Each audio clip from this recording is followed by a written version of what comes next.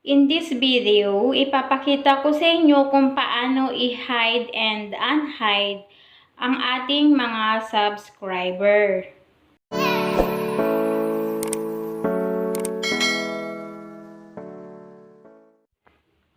Una, punta muna tayo sa ating YouTube account para makita natin yung ating count ng subscribers. As you can see, meron akong 6,140k na subscriber. Ngayon, i-hide natin yung count ng subscriber na iyan. Punta tayo dito sa Chrome.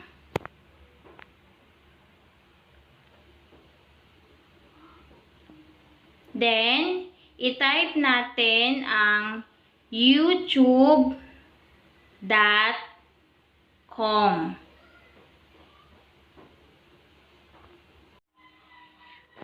Dito sa upper right side, makikita mo yung iyong YouTube icon. Pindutin mo iyon, then pindutin mo ulit yung Creator Studio.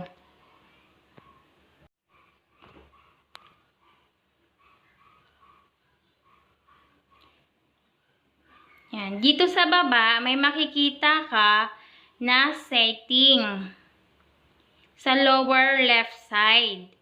Then, pindutin mo iyon. Tapos, click the channel. And advanced setting.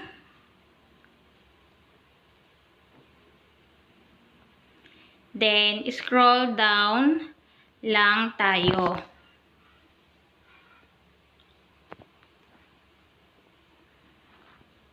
Yan. May makikita tayo ditong subscriber count. Dahil naka-check siya, meaning naka-display yung count ng aking subscriber. Dahil gusto nating i-hide ito, alisin natin yung check para hindi na natin makita or hindi na maging visible sa madlang people ang ating subscriber count. Alisin natin itong check. Then, save. Ngayon, balik naman tayo sa ating YouTube app. Tapos, i-check natin kung hindi na ba naka-display doon yung ating subscriber count. As you can see, wala nang naka-display na subscriber count dito sa baba ng ating YouTube channel. Ngayon, ipakikita ko naman sa inyo kung paano i-unhide ang ating subscriber count. Balik ulit tayo sa Creator Studio.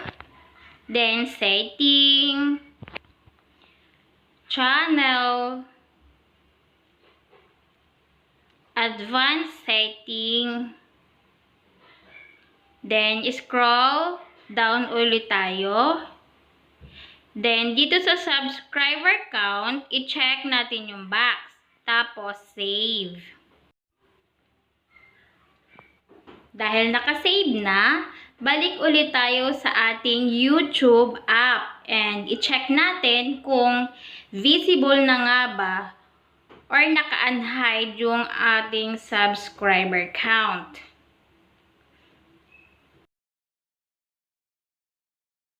Makikita mo na nandun na ulit yung aking subscriber count, which is 6,140k plus na subscriber.